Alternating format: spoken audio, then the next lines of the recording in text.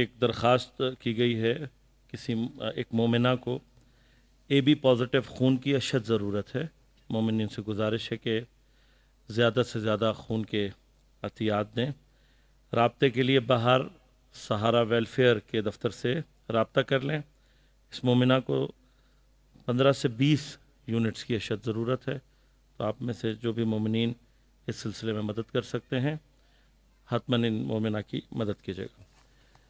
اعوذ باللہ السمیع العلیم صلی اللہ علیہ محمد۔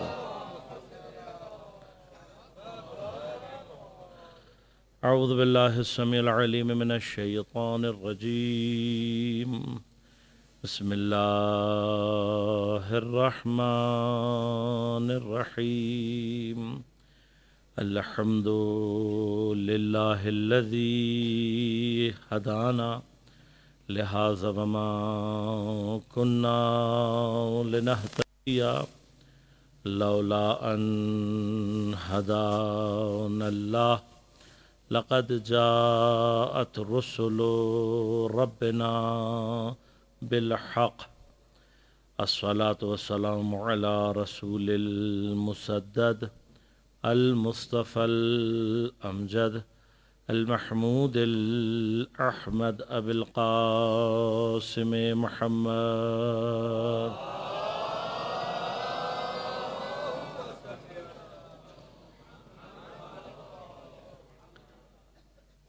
والصلاة والسلام على أسد الله الغالب، غالب على كل غالب، علي بن أبي طالب، والصلاة والسلام على سيدة المعصومة المظلومة الطاهرة البتول، بضعة الرسول فاطمة الزهراء سيدة نساء العالمين،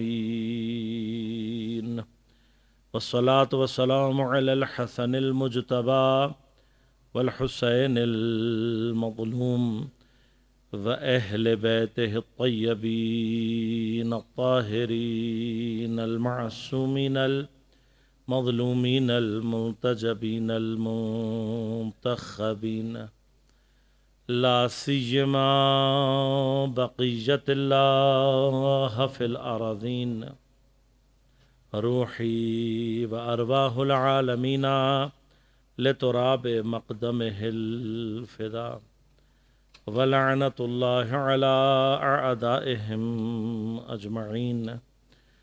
أما بعد، قال الله تعالى في كتابه الكريم: بسم الله الرحمن الرحيم، وجعلنا من بين أيديهم سدا ومن خلفهم سدا فأغشيناهم فهم لا يبصرون. صلوات اللهم صل على محمد وسلم.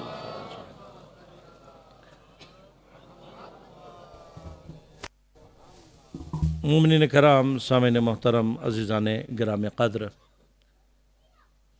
غیبت امام زمان علیہ الصلوۃ والسلام کے حوالے سے ہماری گفتگو کا سلسلہ جاری ہے، اور موضوع پر گفتگو کے لیے سورہ مبارکہ یاسین کی 9 نمبر آیت کو سرنامہ کلام کے طور پر انتخاب کیا اور آپ کی خدمت میں تلاوت کا شرف حاصل کیا۔ پروردگار ارشاد فرما رہا ہے: وجعلنا، اور ہم نے قرار دیا، من بینی ایدیہم سدا، ان کے سامنے بھی رکاوٹ کو، من خلفہم سدا، اور ان کے پیچھے بھی ایک رکاوٹ کو قرار دیا، فاغشیناہم، اس کے بعد ہم نے انہیں ڈھانپ دیا، فہم لا یبصرون، بس اب یہ دیکھنے والے نہیں ہیں۔ آپ کی خدمت میں عرض کیا کہ پروردگار آیت میں یبصرون کا لفظ استعمال کر کے ہمیں متوجہ کر رہا ہے کہ ان کی دیکھنے کی جو قوت ہے، نظر کو اللہ نے ختم نہیں کیا، بس دیکھ رہے ہیں، لیکن بصارت اور بصیرت پر اللہ تبارک و تعالی پردے ڈال دیتا ہے۔ آیا غیبت امام انڈسپینسبل ہے، ناگزیر ہے؟ کیا غیبت کے بغیر نظام کائنات جاری نہیں رہ سکتا تھا؟ نظام شریعت میں کیا کوئی خلل واقع ہو جاتا؟ اس پر ابحاث ہیں۔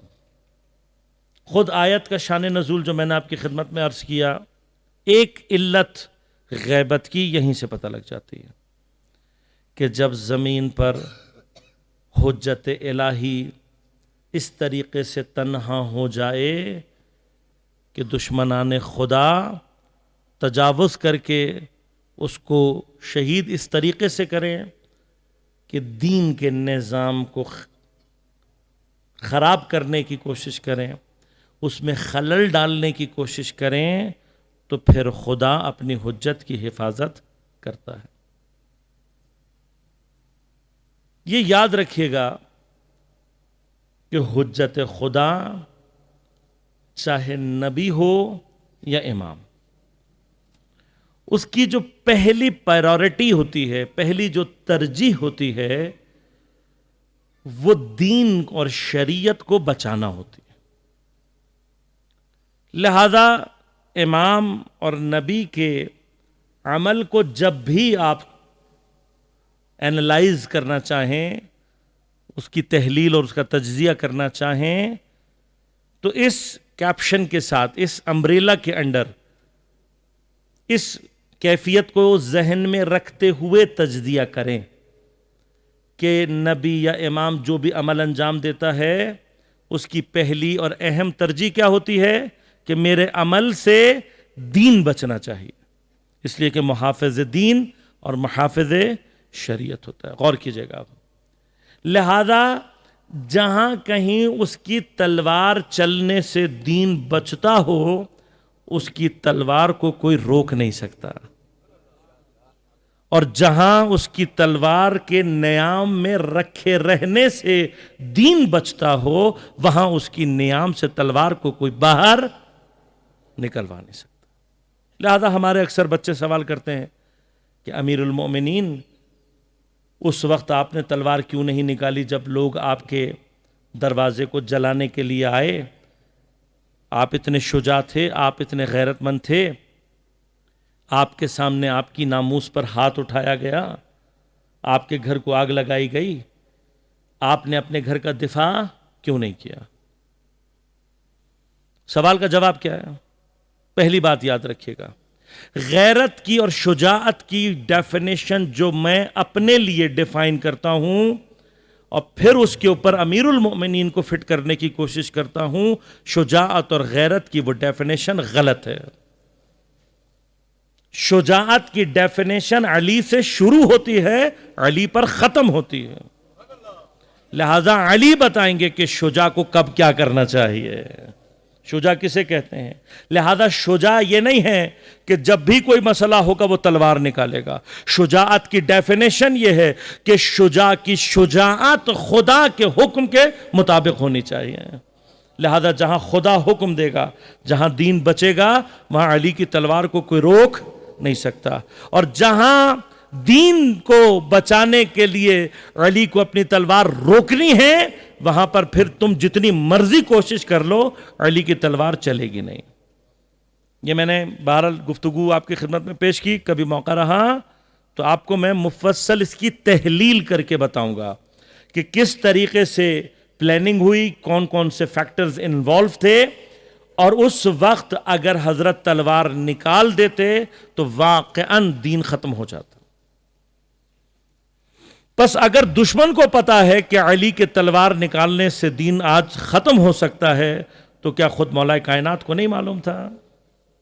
چونکہ حضرت کو معلوم تھا، لہذا جتنی وہ کوشش کر سکتے تھے انہوں نے کوشش کر لی، لیکن یہی ان کی ناکامی ہے کہ وہ حضرت سے جس وقت تلوار نکالنا چاہ رہے ہیں اور حضرت نے تلوار نہیں نکالی، یہ حضرت کی کامیابی ہے، اور انشاءاللہ کبھی موقع رہا تو تحلیل کر کے بتاؤں گا۔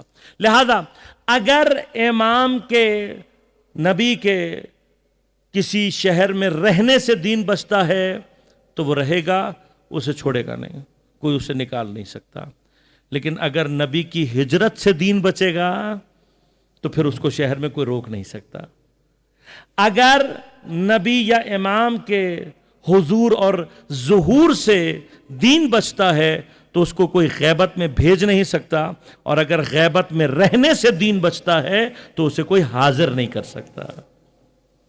لہذا امام جو غیبت میں موجود ہیں تو یہ یاد رکھیے گا کہ یہ غیبت دین کو بچانے کے لیے اس وقت ضروری ہے. لیکن علت کیا ہے, کازز کیا ہیں؟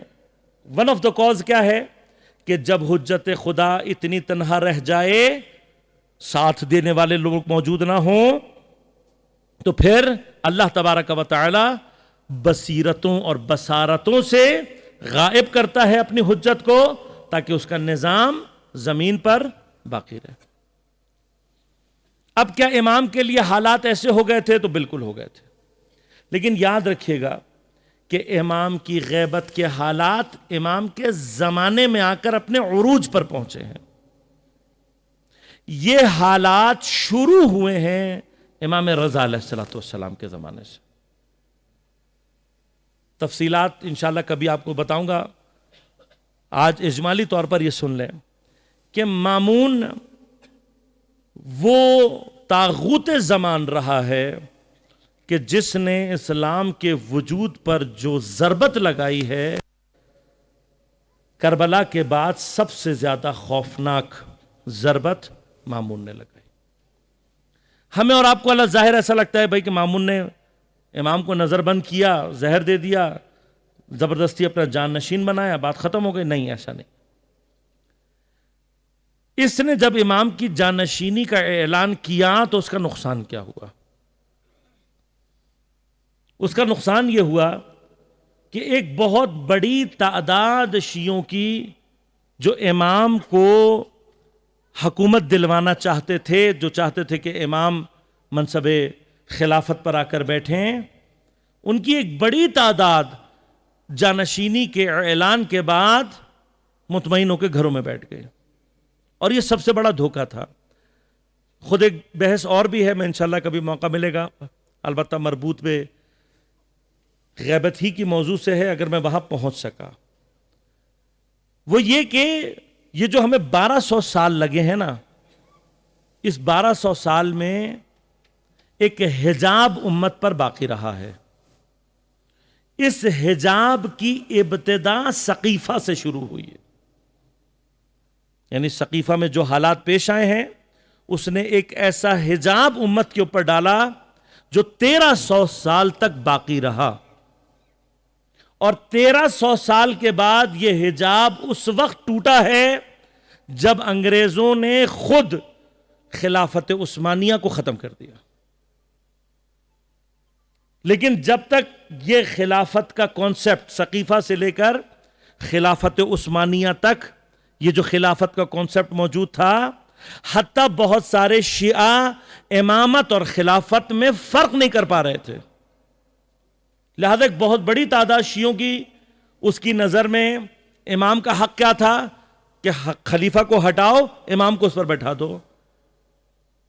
یہ غلط کانسیپٹ ہے. امامت یہ نہیں ہے, امامت وہ خلافت نہیں ہے کہ جس کی ابتدا سقیفہ سے ہوئی ہے.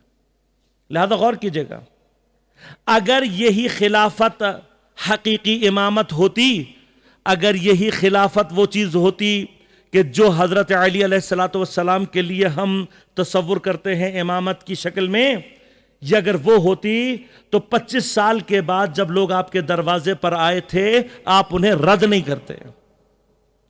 کیوں ان کو رد کیا امام نے؟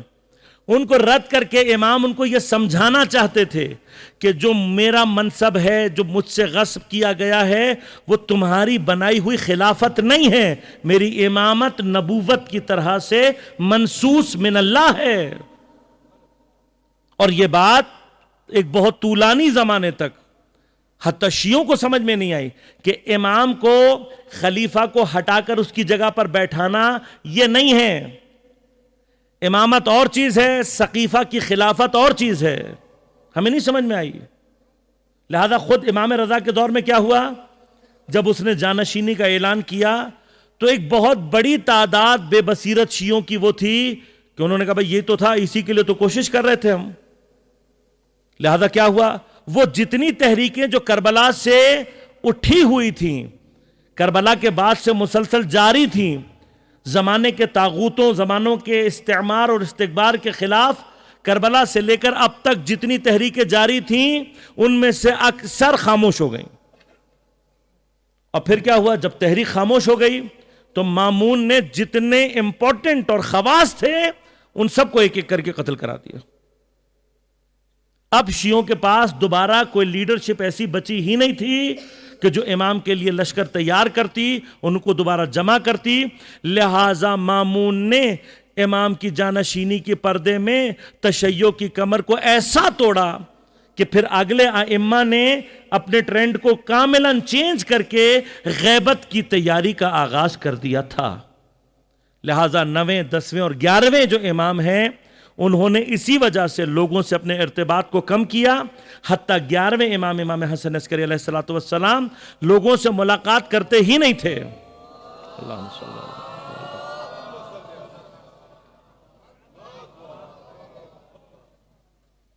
ائمہ نے باقاعدہ تیاری شروع کر دی تھی.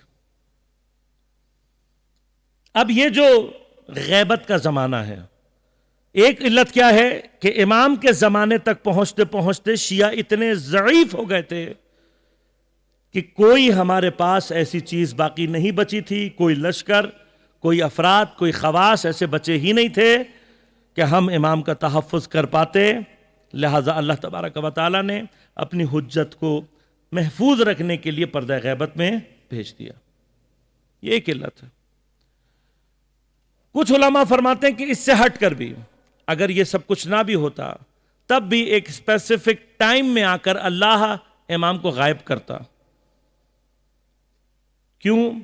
تاکہ لوگ ایک رشد کا لیول ہے، ایک لیول ہے جو ہم نے طے کرنا ہے، عقل کا، معرفت کا.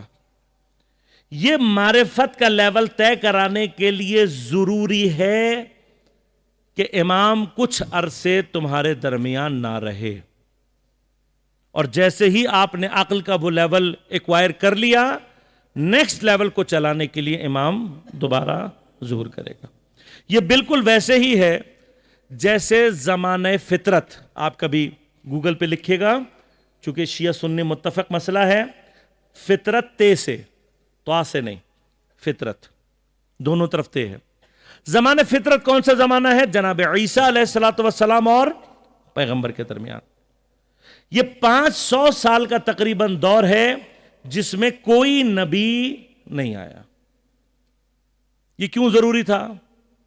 اس 500 دور میں جب اللہ تعالیٰ کہہ رہے لِكُلِّ قَوْمٍ ہاد، ہر قوم کے لیے میں نے ہادی بھیجے ہیں، تو میرا حتیٰ اپنے برادران اہل سنت سے سوال ہے کہ اس آیت کو سامنے رکھیں اور مجھے جواب دیں کہ حضرت عیسیٰ اور پیغمبر کے درمیان میں لوگوں کی ہدایت کا ذمہ کس کے پر تھا؟ ابھی نبوت ختم نہیں ہوئی ہے، ابھی نبوت ختم نہیں ہوئی. بس آپ یہ کہہ ہی نہیں سکتے کوئی اور نبی، چیلنج کر رہا ہوں میں، اتفاق مسلمانوں کا سب کا بالاتفاق ہے کہ حضرت عیسیٰ سیکنڈ لاسٹ نبی ہیں. سوال کیا ہے اب کہ سیکنڈ لاسٹ اور لاسٹ کے درمیان میں 550 سال تک امت کی اور انسانوں کی ہدایت کا ذمہ کس کے پاس تھا؟ لہذا تمام مسلمان اب یہاں متفق ہوں گے اور وہ یہ کہیں گے کہ اس دور میں لوگوں کی ہدایت کا ذمہ حضرت عیسیٰ کے اوصیاء اور اولیاء کے ذمہ تھا. تو بس اب میں آپ سے ایک سوال کرنا چاہتا ہوں، کیا یہ اولیاء اور اوصیاء جو ہدایت کے نظام کو چلا رہے تھے نبی تھے؟ آپ کہیں گے نبی نہیں تھے.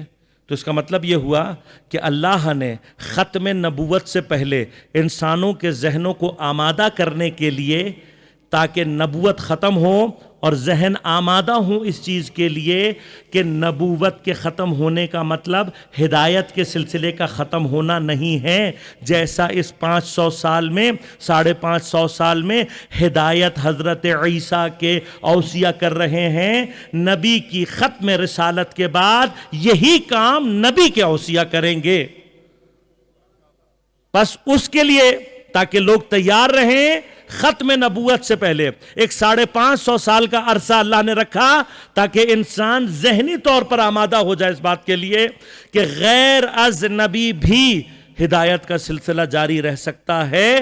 اور پھر ختم نبوت کا معنی ہی یہ تھا کہ نبوت کو یہاں ختم کیا جائے اور پھر اس کے بعد اوصیاء کے ذریعے سے ہدایت کے سلسلے کو آگے بڑھایا جائے. اب یہ جو سلسلہ آگے بڑھے گا، قرآن اور پھر ائمہ کی ایک مسلسل 250 سال تک تعلیمات، اس کے بعد ایک ٹائم پیریڈ ایسا ضرور آنا تھا کہ جہاں پر اللہ تبارک و تعالی دوبارہ ایک گیپ دے گا، حجت کو اٹھائے گا، تاکہ انسان اس دور میں قرآن اور اہل بیت کی روایات کے ذریعے سے کچھ مقامات حاصل کرے، اپنے آپ کو ڈیولپ کر کے عقلی طور پر اس جگہ پر پہنچائے کہ جس کے بعد اس کائنات کا اخلا اور آخری مرحلہ شروع ہوگا. اب یہ بھی تھوڑا سا عرض کر دوں آپ کی خدمت میں کہ وہ جو مرحلہ شروع ہونا ہے وہ کیا ہے. کیوں؟ اس لیے کہ انشاءاللہ کل میں آپ کی خدمت میں انتظار کی گفتگو ذرا تفصیل سے پیش کروں گا، تو وہاں آپ کی خدمت میں عرض کروں گا کہ انتظار کی نوعیت کیسی ہونی چاہیے. دیکھیے، منزل جو ہوتی ہے وہ راستے کی کیفیت کا تعین کرتی ہے. مثلا آپ نے یہاں سے نکل کے اگر اپنے گھر جانا ہے تو آپ اپنا بستر ساتھ لے کر جائیں گے، 3 وقت کا کھانا ساتھ لے کر جائیں گے، پانی کی بوتلیں ساتھ لے کر جائیں گے؟ نہیں، یہاں سے گھر جانا ہے، کسی بھی چیز کی ضرورت نہیں ہے. لیکن اگر آپ نے یہاں سے نکل کر اسلام آباد جانا ہے تو پھر آپ کے سفر کی کیفیت کے اعتبار سے، منزل کے اعتبار سے سفر کی کیفیت تبدیل ہو جائے گی. اور اگر آپ نے یہاں سے کراچی جانا ہے تبدیل ہو جائے گی، آپ نے یہاں سے ایران جانا ہے. پس منزل راستے کی کیفیت کا تعین کرتی ہے. کبھی آپ نے سوچا ہے کہ امام کے دور میں ہم نے پہنچنا کہاں ہے؟ امام ہمیں کہاں لے کر جائیں گے؟ امام کے دور میں کیا ہوگا؟ ظہور کے بعد کیا ہونا ہے؟ ایسا لگتا ہے کہ جیسے ہم ابھی ہیں ظہور کے بعد بھی ایسے ہی رہے گا. ایسا نہیں. ظہور کے بعد کچھ چیزیں بتائی گئی ہیں، اس کو میں تھوڑا سا انالیسس کر کے آپ کے سامنے رکھتا ہوں، پھر دیکھتے ہیں کہ ہم نے جانا کہاں ہے. ایک بات یہ کہی گئی کہ امام کے ظہور کے بعد زمانے میں عدل قائم ہو جائے گا. بس ایک ایسی سوسائٹی امام کے ظہور کے بعد جنریٹ ہونی ہے، کریٹ ہونی ہے کہ جہاں پر صرف عدل ہی عدل ہوگا. اب یہ بحث اپنی جگہ پر ہے، میں اس کو ابھی کھول دوں گا تو یہ لمبی ہو جائے گی، ورنہ شاید آپ نے کہیں یوٹوپیا کا کانسیپٹ سنا ہو. یوٹوپیا کے بعد جو کانسیپٹ دیا گیا تھا وہ مدینہ فاضلہ کا کانسیپٹ دیا گیا تھا فارابی نے. غالباً سقراط نے یا ارسطو، ان دونوں میں سے کسی ایک نے یوٹوپیا کا کانسیپٹ دیا تھا. یوٹوپیا ایک آئیڈیالائزڈ سوسائٹی تھی جو ان کے حساب سے سوسائٹی کو ترقی کر کے یہاں تک پہنچنا. اس سے زیادہ بہتر جو نظریہ تھا وہ فارابی نے دیا. اس نے کہا یوٹوپیا نہیں، مدینہ فاضلہ، جب لوگ فاضل ہو جائیں گے. لیکن ہم اس میں بھی ایراد ڈھونڈ سکتے ہیں. سب سے بڑی ایراد یہ کہ چلو بھائی سب فاضل ہو گئے، کیا مدینہ فاضلہ ایثار کو اور عدل کو گارنٹی کرتی ہے؟ ایثار اور عدل کو گارنٹی نہیں کرتی. ہم اس سے آگے کا کانسیپٹ دے رہے ہیں، فارابی سے بھی اچھا کانسیپٹ دے رہے ہیں. ہم کانسیپٹ دے رہے ہیں مدینہ مہدویہ کا کانسیپٹ. مدینہ مہدویہ کیا ہے؟ سب سے بڑی جو مدینہ مہدویہ کی 2 اہم علامتیں ہیں، ان میں سے ایک امنیت اور عدالت ہے اور دوسری ایثار اور قربانی. اچھا، کیا یہ پاسبل ہے کہ زمین پر ایک ایسا معاشرہ کریٹ ہو کہ جہاں امنیت ہو؟ کیسی امنیت ہوگی امام کے دور میں؟ فرمایا ایسی امنیت ہوگی کہ بصرہ سے ایک تنہا خاتون زیورات سے لدی پھندی نکل کر بغداد تک تنہا سفر کرے گی تو اسے خوف نہیں ہوگا کہ کوئی مجھے لوٹ لے گا. یہ امنیت قائم ہوگی. ایثار اور قربانی کا لیول کیا ہوگا؟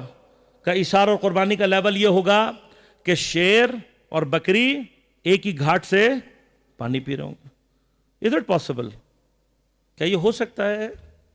اگر چھوٹے پیمانے پر بھی مختصر مدت کے لیے مختصر علاقے کے اندر بھی یہ صورتحال قائم ہو جائے، بن جائے، تو اس کا مطلب اس کو بڑے پیمانے پر بھی لے جایا جا سکتا ہے۔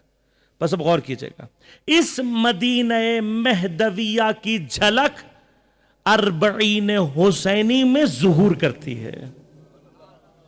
لہذا کیا ہوتا ہے، غور کیجئے گا، ایک 10 سے 15 دن کی ایک سوسائٹی کریٹ ہوتی ہے جو نجف سے کربلا کے درمیان اپنے آپ کو ظہور دیتی ہے۔ ایک عجیب سی سوسائٹی ہے کہ جس میں کوئی خاتون نجف سے لے کر کربلا تنہا سفر کر لے، اسے لٹنے کا خوف نہیں ہوتا۔ ایک ایسی سوسائٹی ہے جو ساری کی ساری ایثار اور قربانی پر بیس کرتی ہے۔ ایک عجیب سوسائٹی ہے جس میں آپ کو صرف دینے والا ملے گا، لینے والا کوئی نہیں ملے گا، مانگنے والا نہیں ملے گا، صرف دینے والا ملے گا۔ بس غور کیجئے گا، میں تو حیران ہوں کہ سید الشہداء اپنے اثر سے کس طرح سے امام کے لیے زمینہ سازی کر رہے ہیں، اور اربعین حسینی کچھ دنوں کے لیے صحیح لیکن اس مدینہ مہدویہ کی جھلک دکھا رہا ہے، اس کو اپنے اندر سے اس کی تجلی کو ظہور دے رہا ہے۔ لہذا اس وقت دنیا اربعین سے خوف زدہ ہے، ڈری ہوئی ہے۔ اب آپ نے دیکھا کہ وہی یہ ثقافت حسینیہ ہے، یہ ثقافت مہدویہ ہے، یہ حرکت ہے امام کے ظہور کی جانب۔ لہذا دنیا خوف زدہ، انہوں نے پوری دنیا میں کرونا کا حساب کتاب کیا کہ شاید ہم لاک ڈاؤن لگا دیں گے، بند کر دیں گے تو یہ جو ثقافت حسینیہ ہے، یہ جو ثقافت مہدویہ ہے، یہ دب جائے گی۔ لیکن اب معلوم ہوا کہ نہیں، یہ تو وہ خون ہے جس نے ابلتے رہنا ہے، جس نے جوش ایسا رکھا ہوا ہے کہ ہر سال ابل کے آئے گا۔ لہذا کیا ہوا، تم نے اربعین کے راستے بند کیے، ہر گلی ہر شہر میں حسینی ثقافت اربعین بن کر سامنے آنے لگی۔ لہذا پچھلے سال آپ نے دیکھا کہ اس اربعین کو جسے تم روکنے کی کوشش کر رہے تھے، اب وہ ثقافت پھیل گئی ہے۔ اب وہ ثقافت پھیل کر کہاں پہنچی ہے؟ اب ہر شہر میں مشی ہو رہی ہے، اب ہر شہر میں موقب لگ رہے ہیں، اب پھر وہی ثقافت جنم لے رہی ہے جسے تم روکنا اور دبانا چاہتے تھے۔ لہذا یہ جو FIR کا سلسلہ شروع ہوا ہے پچھلے سال، یہ ان کے خوف کی علامت ہے۔ یہ ڈرے ہوئے ہیں اس وقت حسین اور حسینیوں سے، خوف زدہ ہیں۔ لہذا پاسبل ہے۔ اور کیا ہوگا امام کے دور میں؟ کہ عقول کامل ہو جائیں گے۔ اور کیا ہوگا امام کے دور میں؟ فرمایا کہ علم 27 حروف ہیں۔ اب یہ بحث کبھی مورد رہا علم کے اوپر گفتگو کی تو وہاں سمجھاؤں گا کہ اس کا معنی کیا ہے۔ علم 27 حروف ہے۔ فرمایا کہ امام کے ظہور سے پہلے تک جتنا علم دنیا میں ظاہر ہوگا وہ صرف 2 حروف کا علم ہوگا۔ اب آج علم کہاں پہنچا ہوا ہے یہ میں اور آپ تصور بھی نہیں کر سکتے۔ اچھا، علم سے مراد وہ نہیں ہے جو مجھے اور آپ کو معلوم ہے۔ علم سے مراد وہ لیول آف علم اور ٹیکنالوجی ہے جو دنیا ایکوائر کر چکی ہے۔ اب چاہے وہ جاپان میں ہو، چاہے وہ چین میں ہو، چاہے وہ امریکہ میں ہو، کہیں پر بھی ہو، وہ ٹیکنالوجی، وہ لیول آف انٹیلیجنس، وہ لیول آف علم اور انٹلیکچوئل جو حاصل ہو چکا ہے، اور ابھی امام نے ظہور نہیں کیا ہے۔ تو اب آپ تصور کریں کہ فرمایا باقی 25 حروف امام کے ظہور کے بعد دنیا میں ظاہر ہوں گے۔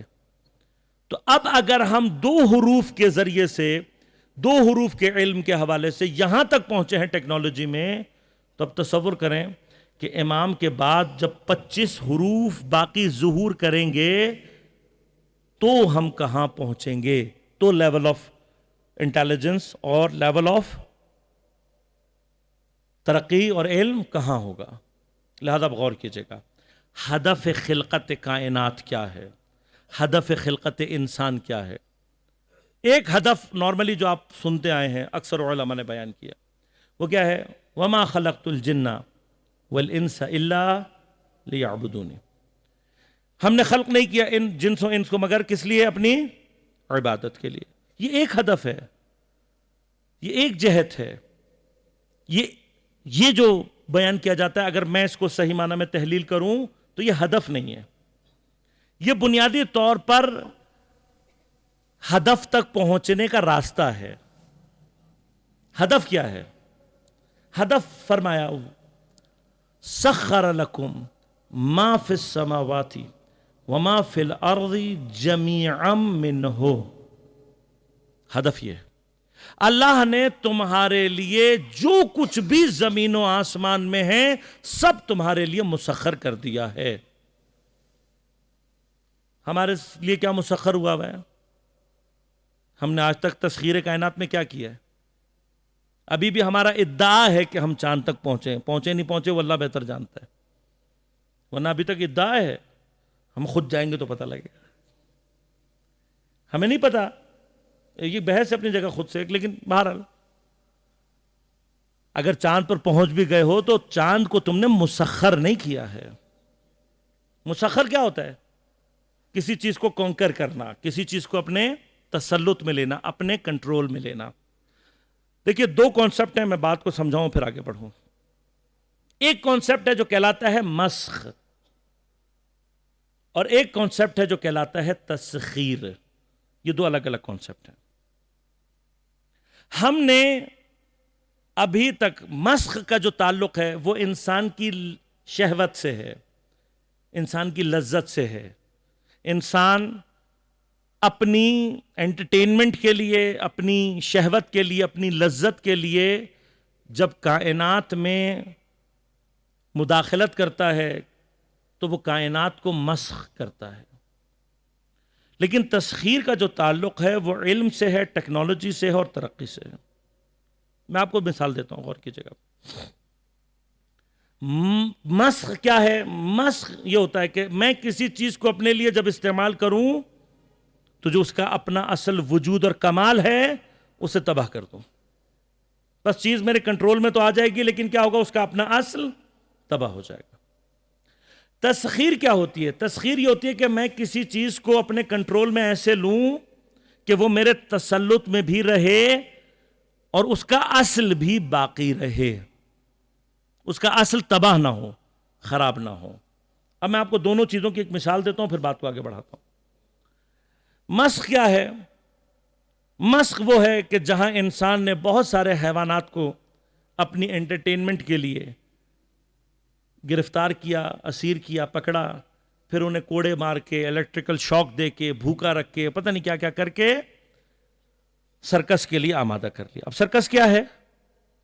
صرف ایک انٹرٹینمنٹ۔ آپ نے چیتوں کو، شیروں کو اپنے سامنے سجدہ ریز کر دیا، آپ نے ہاتھی کو کرسی پہ کھڑا کروا دیا، شیر کو آگ کے دائرے میں سے چھلانگ لگوا دی، بندر نے پتہ نہیں کیا کیا تماشے کر کے دکھا دیے۔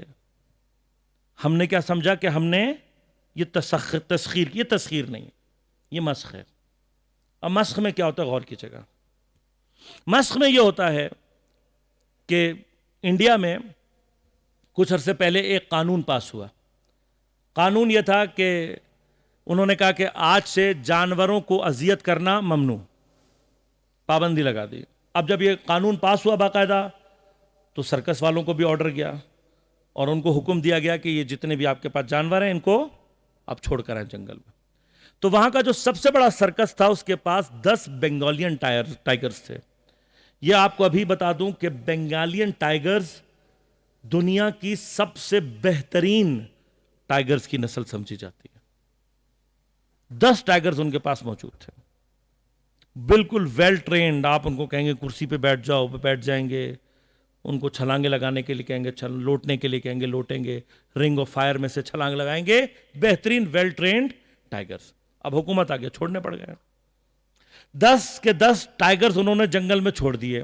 اب وہ جو کمیٹی تھی وہ 1 سال کے بعد گئی معائنہ کرنے اور دیکھنے کے لیے کہ بھائی یہ ٹائگرز کس حالت میں ہیں، تو پتہ لگا کہ ان 10 میں سے 8 ٹائگرز کو جنگل کے کتے کھا گئے۔ کیا ہوا؟ ٹائگرز، شیر، جنگل کا بادشاہ، کون کھا گیا اسے؟ کتے کھا گئے۔ 2 جو بچے تھے وہ بیچارے بڑے قسم پرسی کے عالم میں تھے، ان کو انہوں نے اٹھایا، سینٹر میں پہنچایا کہ بھائی ان کی نگہداشت کرو ورنہ مر جائیں گے یہ بھی. کیا ہوا یہ؟ تم یہ سمجھ رہے تھے کہ تم نے ان کو ٹرین کیا ہے، تم نے ٹرین نہیں کیا، ان کے کمال کو تم نے ختم کر دیا.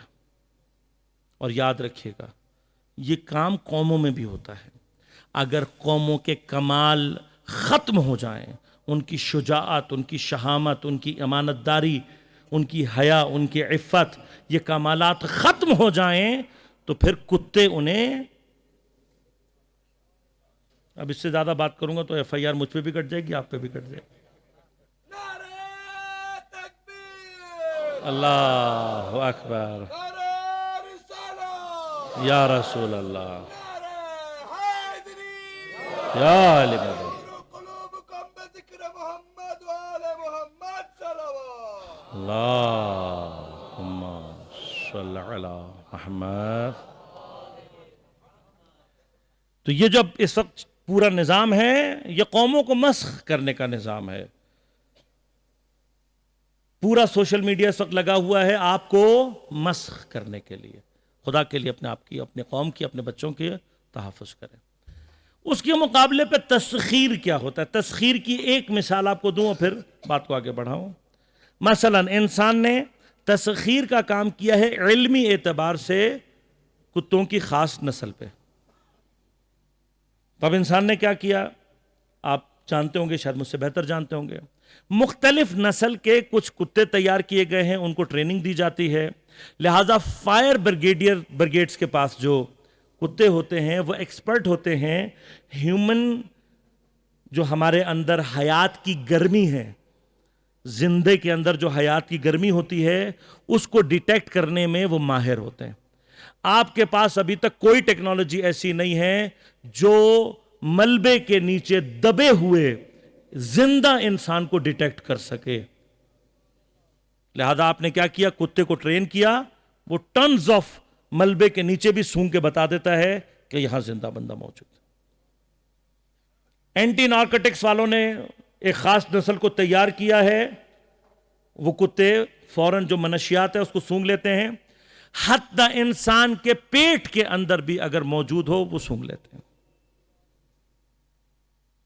اسی طرح سے بم ڈسپوزیبل والے جو ہیں انہوں نے کتوں کو تیار کیا خاص نسل کی، کتنی ہی دور بارود کیوں نہ ہو وہ فوراً سونگ لیتے ہیں. اب کیا ہو، انسان کچھ ابھی تک نہیں بنا سکا، کوئی ایسی مشین نہیں بنا سکا جو انسان کے اپنے پیٹ کے اندر منشیات موجود ہو اس کو ڈیٹیکٹ کر لے. کتا کر لے گا. ہمارے پاس نہیں ہے مشین کے جو ان چیزوں کو ڈیٹیکٹ کر سکے، لیکن کتا، اس کو اللہ نے صلاحیت. آپ نے کیا کیا؟ آپ نے اس کو مسخ نہیں کیا. تسخیر کا عمل کیا ہوتا ہے؟ آپ نے اس کے کمال کو رشد دے کر اپنے استعمال میں، یہ تسخیر ہے. بس اب اگر آپ اس کتے کو چھوڑ دیں گے تو یہ وہی رہے گا جو ہے، اس کی زندگی میں کوئی پرابلم نہیں آئے گی. آپ نے لیکن کمال کیا کیا؟ یہ انسان ہے، یہ علم ہے، یہ ترقی ہے، یہ تسخیر ہے کہ آپ نے اس کمال کو ایمپلیفائی کر دیا اور بڑھا دیا اور اپنے استعمال میں لے کر آئے. چیز بھی باقی، کمال بھی اس کا بڑھ گیا. اب غور کیجئے گا، یہ میں نے آپ کو ایک مثال دی. اب ایک مرحلے میں داخل ہوتا ہوں. آج تک پورے طول انسانی میں، ٹھیک ہے ہم آج کے دور میں کتوں کو آمادہ کر کے یہ سب کچھ کر رہے ہیں، لیکن میں پوری تاریخ انسانیت کا ایک واقعہ اور جو کہ مستند ہے، جس کو تمام تواریخ نے قبول بھی کیا ہے، وہ مقام آپ کی خدمت میں عرض کروں پھر تیزی سے آگے پڑھوں. کون ہے؟ مولا کائنات کا صحابی، پیغمبر کا صحابی. کون؟ جناب سلمان محمدی، جن کو آپ جناب سلمان فارسی کے نام سے جانتے. یہ یاد رکھیے گا، امام نے کہا فارسی مت کہو. فارسی اس وقت تھا جب تک منا اہل البیت کی سند حاصل نہیں کر لی. اب جب ہم نے کہہ دیا منا اہل البیت تو اب فارسی نہیں رہا، اب محمدی ہو گیا ہے. اور یہ یاد رکھیے گا، یہ ہماری اصل یہی ہے. میں آج بھی ایک جگہ بات کر رہا تھا، یہ یاد رکھ، ہماری اصل حسینی ہے. اب اگر میں اس حسینی اصل کے سامنے کوئی اور اصل لے کر آ رہا ہوں تو میں منافق تو ہو سکتا ہوں، حسینی نہیں ہو سکتا. لہذا زبان، قبیلہ، ساری جو کوئی بھی آپ کے ذہن میں فلاں ہوں، فلاں نہ، کوئی نہیں. جب حسینیت کا پرچم ہے تو حتیٰ سید غیر سید بھی ایک ہے، حسینیت ہے، اصل ہماری کیا ہے؟ حسینیت۔ لہذا غور کیجیے گا، جناب سلمان محمدی خلافت ثانیہ میں ان کو کہا گیا کہ آپ جائیں اور مدائن کی گورنری اختیار کریں۔ جب مولا نے اجازت دی تو جناب سلمان آ گئے۔ اب جناب سلمان، کبھی موقع ملا تو جناب سلمان کے حالات آپ کو بتاؤں گا، واقعاً بڑے۔ اور جناب سلمان کے لیے یاد رکھیے گا، مختلف ان کی عمریں بیان کی گئی ہیں، جن میں سے کم ترین عمر جناب سلمان کی 250 سال بیان کی گئی ہے۔ اور یہ طے ہے کہ جناب سلمان حضرت عیسیٰ علیہ السلام کے اوصیاء میں سے تھے، اور پوری داستان ہے، انشاءاللہ کبھی رہا موقع تو سناؤں گا آپ کو۔ جناب سلمان اب کم از کم عمر کتنی ہے؟ 250 سال۔ اتنا بوڑھا آدمی مدائن آ گئے۔ اچھا، بوڑھے الگ تھے اور علی کا نوکر ہے تو حلیم الطب تھے، بہت ہی حلیم الطب، اتنے حلیم الطب کہ ایک مرتبہ مدائن سے باہر کسی کام سے گئے، واپس آ رہے تھے اکیلے، دیکھا ایک میرے جیسا موٹا تازہ تاجر کھڑا ہوا تھا، اس سے اپنا سامان نہیں اٹھایا جا رہا تھا، تو اس نے کہا، اب میں اپنی لینگویج میں کہوں، چاچا ادھر آؤ، وہ آ گئے، کہ یہ سامان اٹھاؤ گے؟ کہاں اٹھا لوں گا۔ کہ اچھا اندر تک جانا ہے، شہر تک، یہ اٹھاؤ، میرے ساتھ ساتھ آؤ، میں پیسے دے دوں گا تمہیں۔ انہوں نے کہا نہیں، پیسوں کی کوئی ضرورت نہیں، تمہیں مدد کی ضرورت ہے، میں مدد کر دیتا ہوں تمہاری۔ انہوں نے کہا ٹھیک ہے۔ اب سامان اٹھایا جناب سلمان نے، موٹا سیٹ آگے آگے جا رہا ہے، وہ پیچھے پیچھے آ رہے ہیں۔ اب جب اندر داخل ہوئے تو دیکھا کہ ہر بندہ سلام کر رہا ہے۔ کچھ دیر تک تو سیٹ کو یہ لگا کہ مجھے کر رہے ہیں سلام، لیکن کچھ دیر بعد اس کو احساس ہوا کہ میں اتنا بھی امپورٹنٹ آدمی نہیں ہوں کہ جو آدمی نظر آئے مجھے سلام کرے۔ تو اسے شک ہوا پھر کہ یہ مجھے سلام نہیں کر رہے، یہ جو میرے پیچھے چاچا آ رہا ہے یہ سلام اس کو کر رہے ہیں، یہ جو بوڑھا آ رہا ہے سلام اس کو کر رہے ہیں۔ تو اس نے ایک بندے کو روک کے پوچھا کہ یہ کون ہے جس کو ہر کوئی سلام کر رہا ہے؟ کہ یہ مدینہ کے گورنر ہیں۔ اب پلٹ کے معافی مانگنے لگا۔ آپ نے کہا معافی کی کوئی بات نہیں، تمہیں مدد کی ضرورت تھی، میں نے مدد کر دی۔ علی کا نوکر ایسا ہونا چاہیے، علی کا ماننے والا ایسا، یہ نہیں کہ پوسٹ پر بیٹھ گئے غلطی سے۔ اگر تمہارے وجود میں فرعونیت پیدا ہو رہی ہے تو پھر تم علی کے ماننے والے نہیں ہو۔ علی کا ماننے والا جتنا اونچا جاتا ہے اس کا قلب اتنا نیچے آتا جاتا ہے۔ اگر تواضع نہیں ہے تمہارے اندر تو پھر اپنا علاج کرانے کی غور کرو میں کہاں جا رہا ہوں، لہذا غور کیجئے۔ اب کیا ہوا، کچھ وہاں کے اوباش افراد جو تھے انہوں نے دیکھا، انہوں نے کہا اتنا بوڑھا یہ کیا کرے گا، تو چوریاں بہت ہونے لگی۔ اب لوگ حضرت کو آ کے شکایت کرتے، آپ واعظ و نصیحت کرتے، لیکن چوریاں بڑھتی رہیں، اور واقعاً مرحلہ ایسا پہنچا کہ جناب سلمان کو سخت ایکشن لینے کی ضرورت پڑ گئی۔ آپ نے نماز جمعہ کے بعد اعلان کیا، نماز جمعہ میں، کہ نماز جمعہ کے بعد فلاں میدان میں پورا شہر جمع ہو جائے، میں نے ایک امپورٹنٹ تقریر کرنی ہے۔ لوگ جمع ہو گئے۔ آپ نے کہا دیکھو بھائی، ابھی تک میں نے تمہیں پیار سے سمجھایا ہے لیکن تمہیں سمجھ میں نہیں آیا، اب میں سخت ایکشن لینے جا رہا ہوں۔ لوگوں نے کہا بوڑھا آدمی کیا سخت ایکشن لے گا، کہاں لے لیں آپ سخت ایکشن لے لیں۔ آپ نے کہا اچھا۔ آپ نے کتے کو اشارہ کیا، جیسے ہی آپ نے اشارہ کیا حضرت کے قدموں میں آ گیا۔ آپ نے اس سے کچھ کلام کیا جو لوگ نہیں سمجھ پائے، لیکن لوگوں نے اپنی آنکھوں کے سامنے دیکھا کہ وہ کتا گیا، ایک اونچے مقام پہ کھڑا ہوا اور ایک خاص قسم کی آوازیں اس نے نکالنا شروع کی، شہر بھر کے کتے جمع ہو گئے۔ اب وہ کچھ دیر تک بولتا رہا، اس کے بعد سارے کتے چلے گئے۔ حضرت سلمان نے کہا دیکھ لیا تم نے، کہ آج سے اس شہر کا انتظام میں ان کے حوالے کر رہا ہوں، اور رات اتنے بجے سے لے کر صبح اتنے بجے تک، فجر سے پہلے تک کا، اس ٹائم میں کوئی باہر نکلا میری ذمہ داری نہیں ہے۔ تو اب یہ میٹنگ ختم ہو گئی، لوگ گھر چلے گئے، تو وہ جو اوباش تھے، چور تھے، وہ چکے تھے، انہوں نے کہا یہ کیا، بوڑھا آدمی کیا کر لے گا۔ صبح کچھ زخمی اور کچھ لاشیں ملیں جن کو کتوں نے بھمبوڑا ہوا تھا۔ اس کے بعد کہتے ہیں جب تک جناب سلیمان مدائن کے گورنر رہے کسی چور کی جرأت نہیں ہوتی تھی باہر نکلنے کی۔ اب بس ایک مقام آپ کو دینا چاہتا ہوں اور بات کو آگے بڑھانا چاہتا ہوں.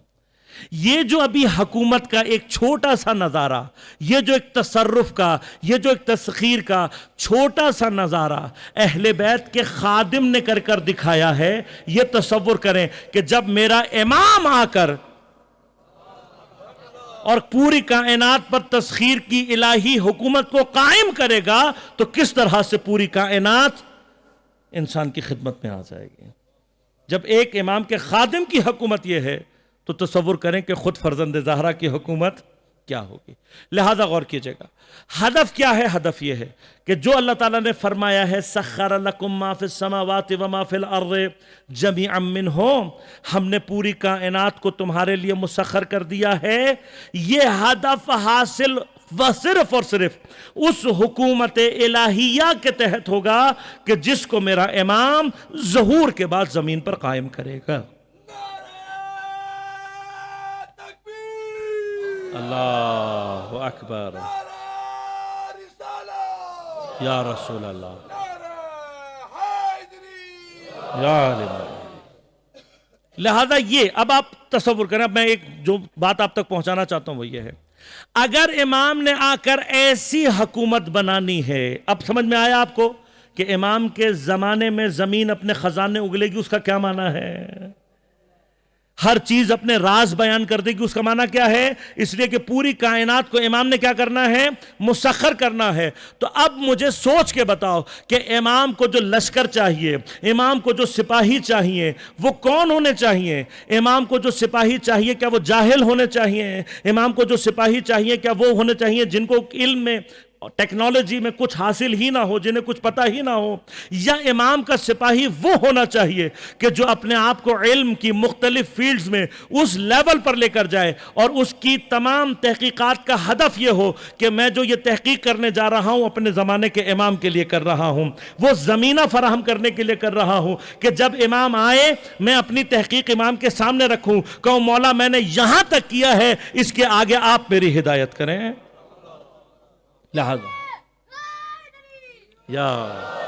لہذا اگر امام کے سپاہی تیار کرنے ہیں، ہدف پہلے مشخص کریں. اگر ہم نے یہاں تک پہنچنا ہے تو امام کے سپاہی جاہل نہیں ہونے چاہیے. امام کے سپاہی وہ نہیں ہونے چاہیے کہ جن کو ٹیکنالوجی کا علم نہ ہو، بلکہ امام کے سپاہی وہ ہونے چاہیے کہ جو ٹیکنالوجی کے اوپر مسلط ہونے چاہیے. اور بہت سارے مراحل ہیں. ایک مرحلہ ہے جو میں کئی جگہوں پہ ذکر کرتا ہوں، اس وقت شیطان پوری طرح سے ٹیکنالوجی پر قابض ہے. امام کا سپاہی کون ہونا چاہیے؟ کہ جو ٹیکنالوجی پر اپنا قبضہ مضبوط کرے. لہذا یہ جو رہبر نے کہا کہ اگر میرے پاس رہبریت کی ذمہ داری نہ ہوتی تو میں سوشل میڈیا، سوشل وار، جو میڈیا وار، اس کی فرماندہی اختیار کرتا اپنے لیے. اس سے زیادہ اس فیلڈ کی امپورٹنس کو کوئی اور بیان نہیں کر سکتا. لہذا اب اس فیلڈ میں ہمیں امام کے سپاہی چاہیے جو آ کر اس فیلڈ کو امام کے لیے آمادہ کرنا شروع کریں کہ جب امام آئیں تو سوشل میڈیا امام کے لیے تیار ہو، امام کے لیے آمادہ ہو، امام کو سپورٹ کرنے کے لیے آمادہ ہو. ہمیں اس طرح کے جوان چاہیے.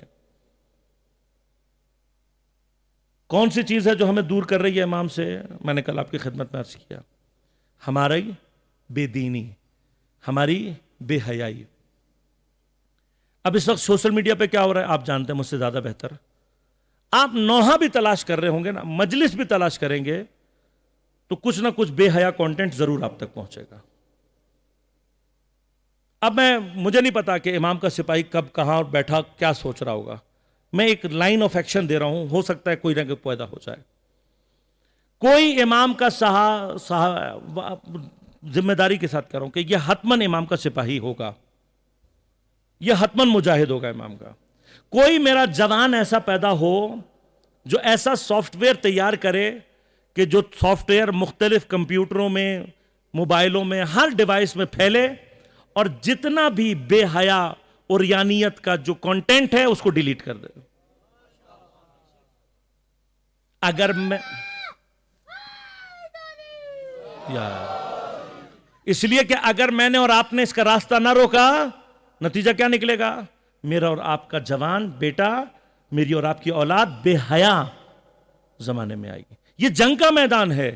ادھر سے اگر تیر آ رہے ہیں اور میرے اور آپ کے پاس اگر شیلڈ نہیں ہے, ان کے وار کا اگر میرے اور آپ کے پاس جواب نہیں ہے, تو نتیجہ کیا نکلے گا؟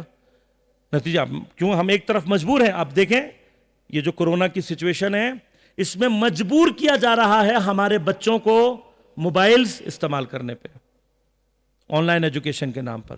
یہ میرا اعتراض ہے, حکومت کے سامنے اعتراض ہے, اس لیے کہ ایس او پیز کی جو بہترین رعایت ہو سکتی ہے وہ اسکولز میں ہو سکتی ہے.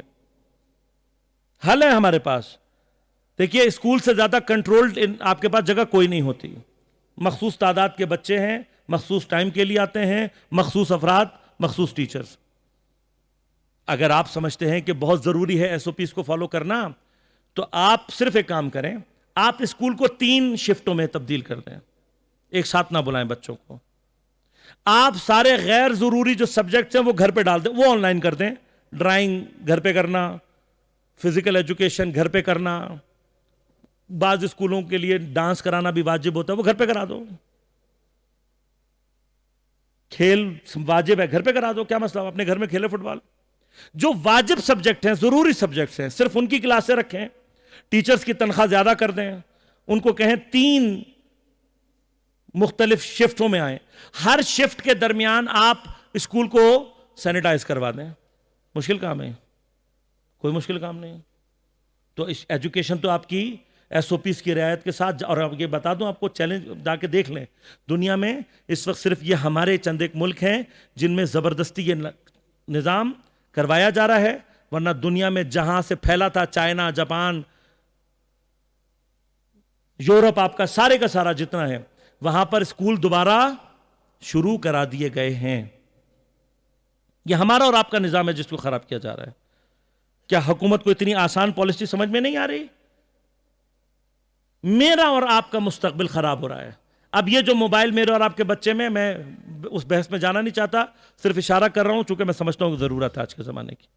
آپ خود جائیں اور جا کر انٹرنیٹ پہ سرچ کریں, آپ کو خود ریسرچ ملے گی اس کے اوپر. میں نے نہیں کی ہوئی, مولویوں کی باتیں نہیں ہیں, سائنٹسٹ کہہ رہے ہیں.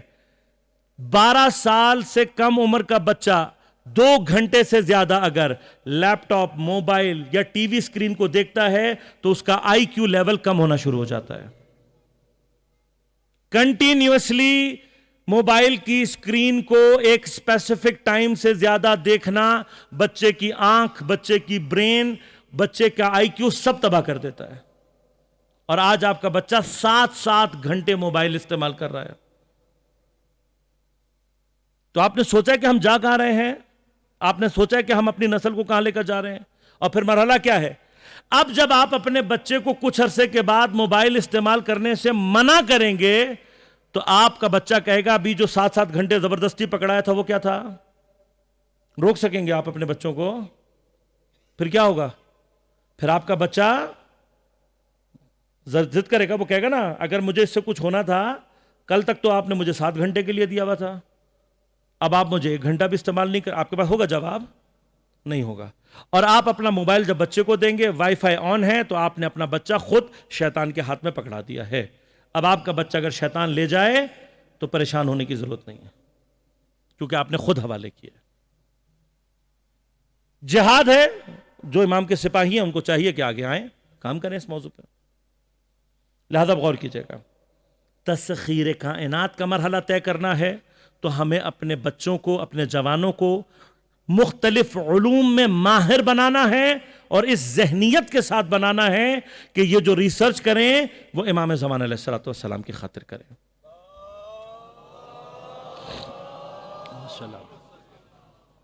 بس ایک مرحلہ گفتگو کا آپ کی خدمت میں عرض کروں اور زحمتوں کو تمام. میرے پاس گفتگو زیادہ ہے لیکن میں چاہتا ہوں کہ کچھ منسجم بات کروں تاکہ مطلب آپ تک پہنچ جائے.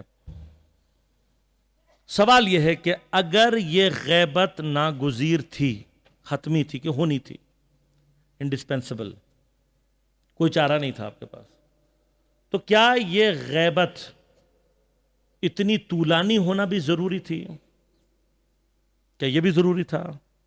3 طرح کی روایات ہمارے پاس موجود ہیں, بس یہ آپ کی خدمت میں عرض کروں اور زحمتوں کو تمام. ایک جو مشہور ترین روایات ہیں جو ہم سب نے سنی ہوئی ہیں وہ ہے غیبت کے زمانے کے طولانی ہونے کی، کہ غیبت کا زمانہ اتنا طولانی ہوگا کہ لوگوں کا ایمان متزلزل ہو جائے گا، لوگ جو ہے وہ ان کی امیدیں قطع ہو جائیں گے. یہ ہم سب نے سنی ہوئی ہے. لیکن جو دو الگ الگ روایتیں ہیں اور جو دو دستے روایت ہے وہ ہم نے اگر سنی بھی ہوگی تو کبھی غور نہیں کیا ہوگا. ایک روایت جب امام نے یہ ساری چیزیں بیان کی تو صحابی نے کہا مولا مومن کیا کریں گے؟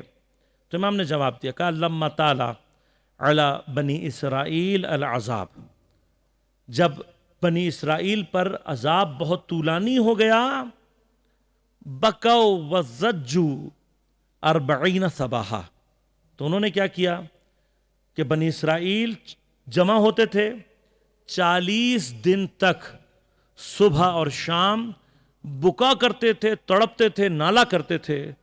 کہ ان کے 40 دن کی اس تڑپ اور اس نالے اور اس فریاد میں کا اثر کیا ہوا؟ اللہ نے 40 دن کے بعد جناب موسیٰ اور ہارون کے ذریعے سے ان کے عذاب کو ختم کیا، ان کو فرج عطا کیا، آزادی عطا کر. پھر امام نے فرمایا کہ بعید نہیں ہے اگر ہمارے شیعہ غیبت کے زمانے میں اسی طرح سے مل کر 40 دن تک گریہ فریاد کریں تو بعید نہیں کہ اللہ ان کے صاحب کو بھی اذن ظہور عطا کر دے. اس روایت کا کیا معنی ہے؟ اس روایت کا معنی یہ ہے کہ کم ترین مدت ظہور جو ہو، کم ترین مدت غیبت جو ہو سکتی تھی وہ صرف 40 دن تھی. یعنی یہ غیبت 40 دن میں ختم ہو سکتی تھی. کیا کرنا تھا شیعوں کو؟ جمع ہو کر مل کر اتفاق کے ساتھ گریہ زاری تڑپ اللہ کے سامنے ندبہ کرنا تھا. 40 دن میں امام کا ظہور ہو جاتا. اب مجھے بتائیے کہ جس امام کا ظہور 40 دنوں میں ہونے کی توقع تھی وہ 1200 سال سے منتظر ہے. کیا ہم اپنے امام کو جواب دے سکیں گے؟ جو ظہور 40 دنوں میں ہو سکتا تھا اسے 1200 سال گزر گئے، اور ہمیں ابھی تک احساس. عربی کا ایک مقولہ ہے، کہتے ہیں الانتظار اشد من الموت. انتظار موت سے زیادہ سخت ہوتا ہے. تو تصور کریں نا کہ کوئی 1200 سال سے موت سے زیادہ سخت وقت گزار رہا ہے. کیا ہم قیامت کے دن دوسری امتوں کے سامنے نگاہ اٹھا سکیں گے؟ کیا ہم جواب دے پائیں گے؟ نہیں. تیسری جو روایت ہے وہ شاید آپ نے کہیں نہ کہیں سنی ضرور ہوگی، لیکن اس طرح سے تحلیل شاید نہ کی ہو آپ نے، اور یہ بڑی خطرناک ہے. روایت یہ والی تیسری مستند اور متفق علیہ دونوں ہے.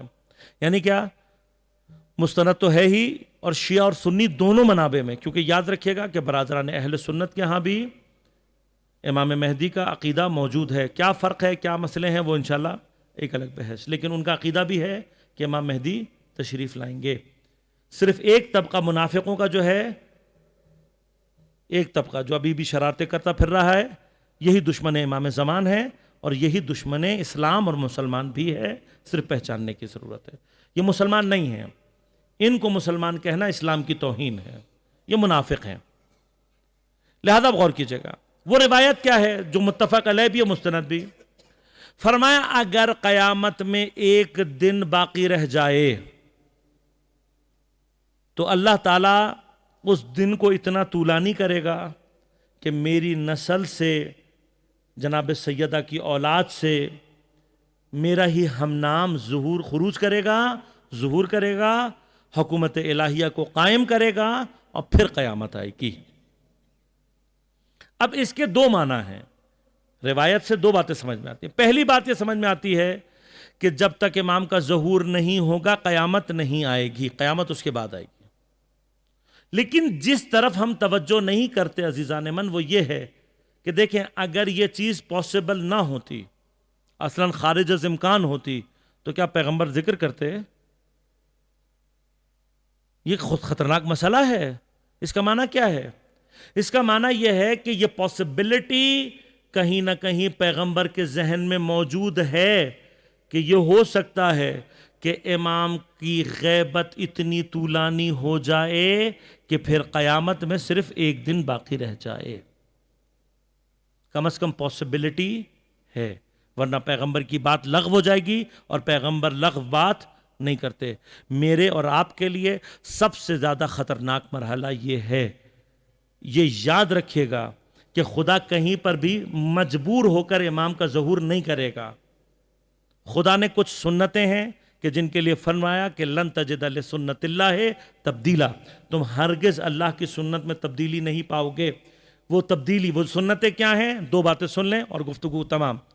وہ سنتیں جو ہرگز تبدیل نہیں ہوں گی. پہلی، ان اللہ لا یغیر ما بقوم حتی یغیروا ما بانفسہم، اللہ اس قوم کی حالت کو اس وقت تک نہیں بدلتا جب تک وہ قوم خود اپنے ہاتھ کو نہ تبدیل کرے. دوسری سنت سورہ محمد کی آخری آیت، ان تتولوا یستبدل غیرکم، اگر تم نے منہ پھیر لیا، اگر تم نے جواب نہیں دیا، اللہ تمہیں ہٹا کر تمہارے جگہ کسی اور قوم کو لے آئے گا. لا یکونوا امثالکم، وہ تم جیسے نہیں ہوں گے بلکہ وہ تم سے بہتر ہوں گے. اللہ سے محبت کرنے والے، اللہ ان سے محبت کرنے والا ہوگا. بس آخری جملہ کہوں اور بات کو ختم کروں. یہ یاد رکھیے گا، اپنے ذہن سے یہ خیال نکال دیں کہ بھئی ہم تو شیعہ ہیں، اب چاہے کچھ ہو یا نہ ہو، ہم جیسے بھی ہوں، چاہے ہم کوئی کام نہ کریں، چاہے ہم کوئی ذمہ داری ادا نہ کریں، امام ظہور کریں گے، اب ہم جیسے بھی ہیں ہم ہی امام کے کام آئیں گے. ایسا کچھ نہیں ہے. اگر ہم نے اپنے آپ کو تبدیل نہیں کیا، اللہ ہمیں تبدیل نہیں کرے گا. اور اگر ہمیں تبدیل نہیں کیا اور ہم نے اپنے آپ کو تبدیل نہیں کیا تو اللہ ہمیں کسی اور قوم سے بدل دے گا. لہذا غور کیجئے گا. ایک دعا ہے کہ جسے شیخ محدث قمی نے مفاتیح الجنان میں نقل کیا ہے، اس کا ٹائٹل یہ ہے کہ یہ دعا زمان غیبت میں ضرور پڑھنی چاہیے. تاکید کیا ہے امام نے اس دعا میں.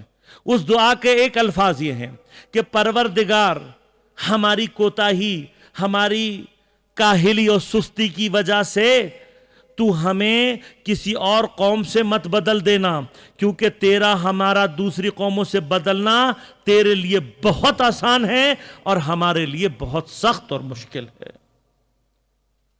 لہذا بس آخری مرحلہ آپ کی خدمت میں عرض کروں اور گفتگو تمام. یا علی مدد کہ اس خوش فہمی میں مت رہیے گا کہ اگر ہم کچھ نہیں کریں گے تب بھی امام ہم ہی سے کام لیں گے. ایسا کچھ نہیں ہے. کربلا کے بعد کا جو حصہ ہے نا عزیزان، وہ بڑا امپورٹنٹ مرحلہ ہے.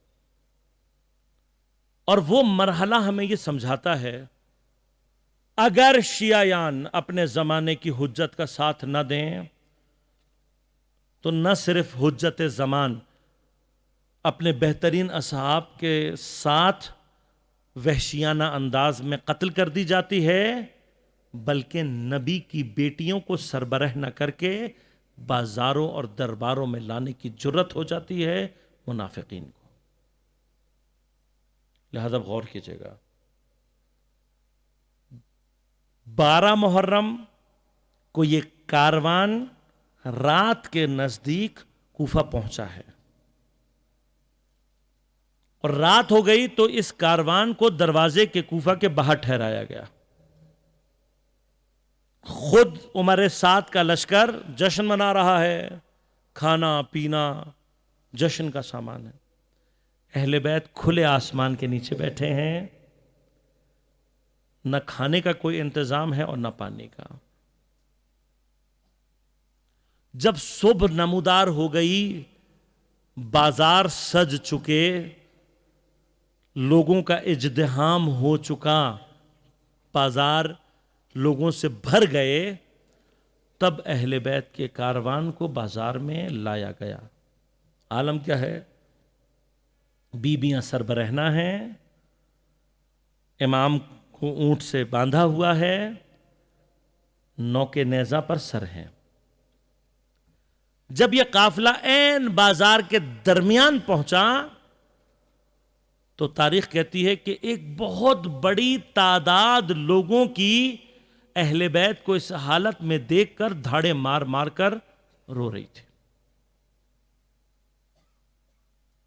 میری بیوی نے وہاں ایک خطبہ دیا ہے اور اہل کوفہ کو مخاطب کر کے کہا، اے دھوکہ دینے والوں، اے فریب کاروں، اے پشت پر خنجر سے وار کرنے والوں، اتبکون آخی،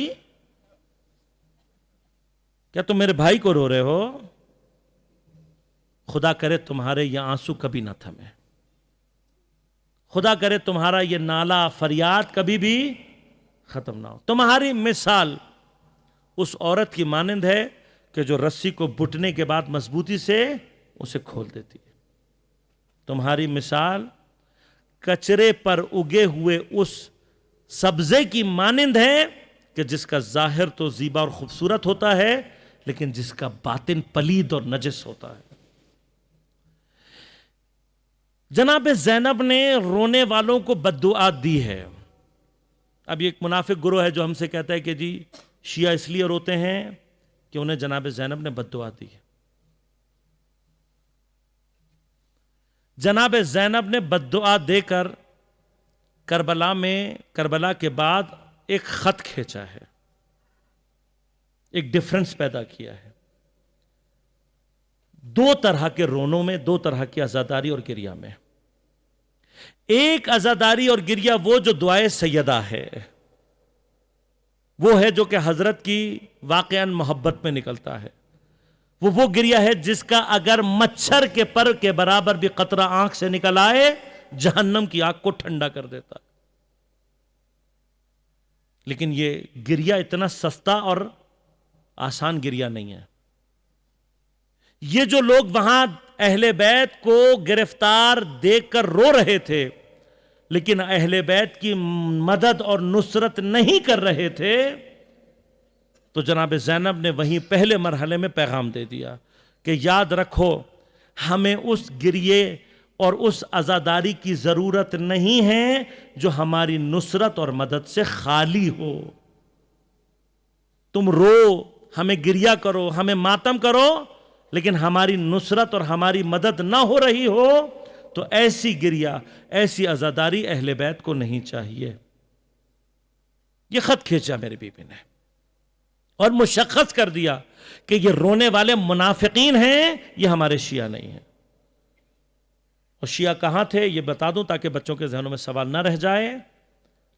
جو شیعہ تھے ان کو یا اپنے علاقوں میں نظر بند کیا ہوا تھا کرفیو لگا کر، اور ایک بہت بڑی تعداد کو جیلوں میں ڈالا ہوا تھا.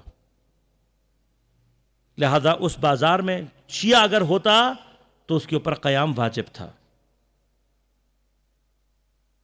لہذا جناب زینب نے اس ایک خطبے سے یہ بھی بتا دیا کہ یہ ہمارے شیعہ نہیں ہیں، یہ وہ منافقین ہیں جو خط لکھ کے ہمیں بلاتے رہے لیکن اب انہوں نے ہمارا ساتھ نہیں دیا.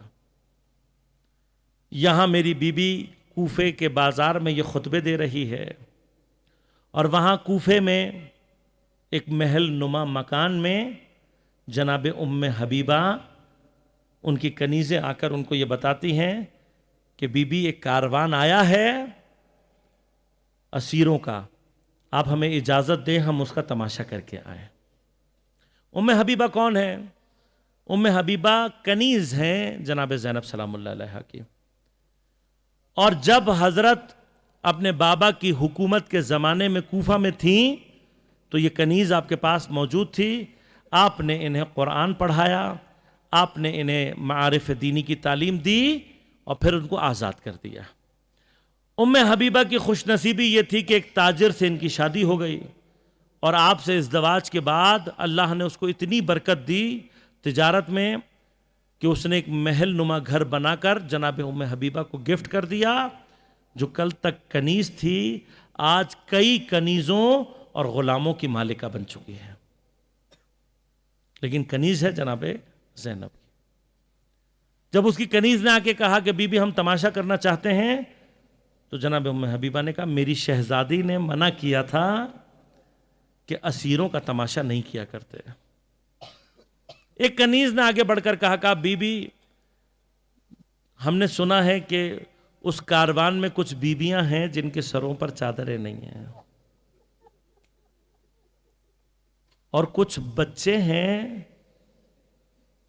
جو کئی دن کی بھوک اور پیاس کی وجہ سے ان کے چہرے زرد ہوئے ہیں, ان کے ہونٹ خشک ہیں اور ان کے بدن بھوک کی شدت سے لرز رہے ہیں. پر جب یہ سنا تو ایک مرتبہ فوراً تڑپ کے کہا چادریں لے آؤ, کھجوروں کا ایک انبار اٹھاؤ, جلدی سے پانی کی مشکیں تیار کرو, کوزے اٹھاؤ. اور اپنے کنیزوں کے جھرمٹ میں جناب ام حبیبہ کاروان کے نزدیک آ گئی. اب جو بچوں کو بھوک سے لرزتا ہوا دیکھا,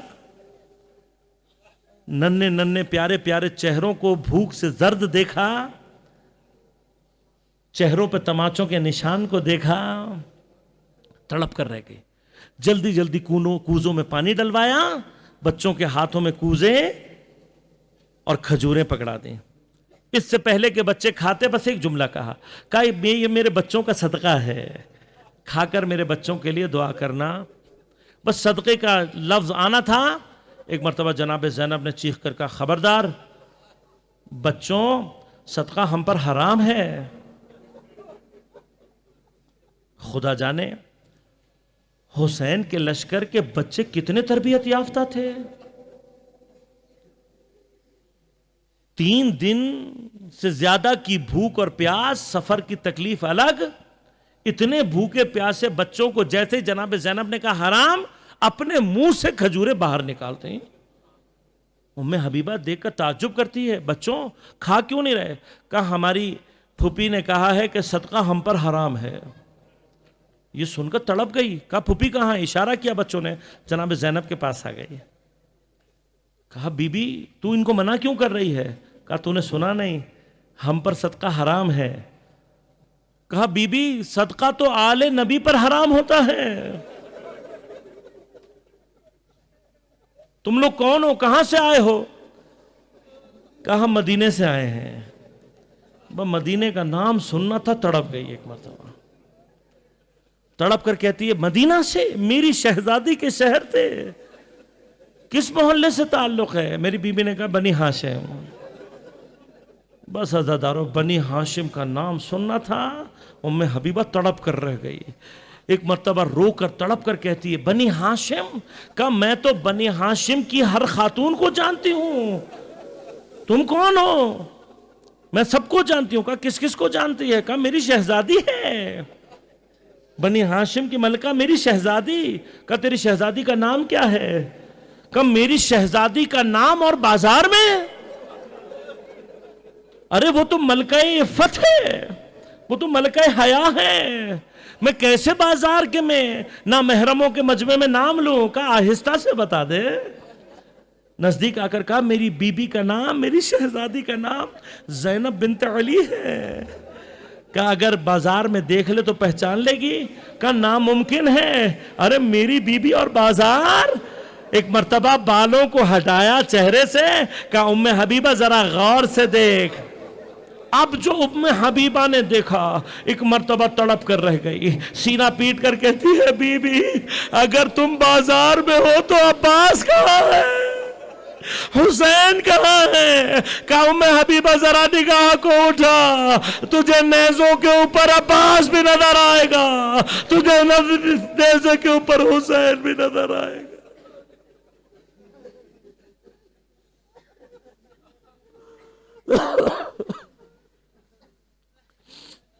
الا ولعنت اللہ علی القوم الظالمین وسيعلم الذين ظلموا أي منقلب ينقلبون.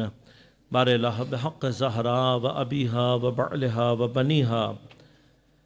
ہماری عبادت کو اپنی بارگاہ میں قبول و منظور فرما.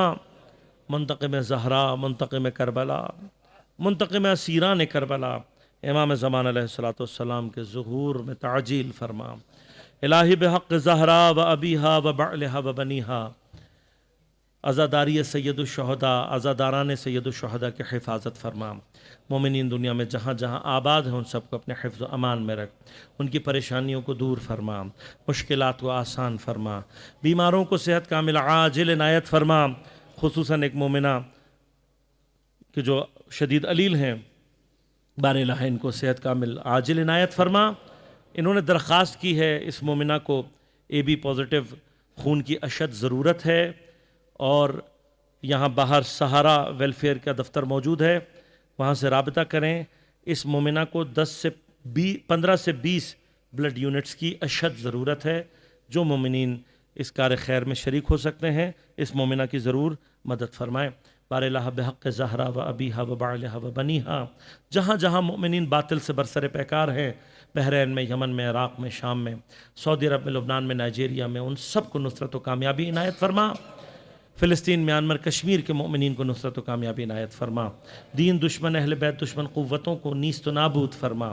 بار الہ تمام علماء مراجع اعظام بالخصوص آیت اللہ سیستانی رہبر معظم انقلاب اسلامی کی حفاظت فرما۔ حزب اللہ کی رہبریت، انصار اللہ کی رہبریت، حشد الشعبی اور اس کی رہبریت کی حفاظت فرما۔ بار الہ ہم سب کو امام زمان علیہ السلام کے اعوان و انصار میں شمار ہونے کی توفیق عنایت فرما۔ ربنا تقبل منا انک انت السمیع العلیم برحمتک یا ارحم الراحمین۔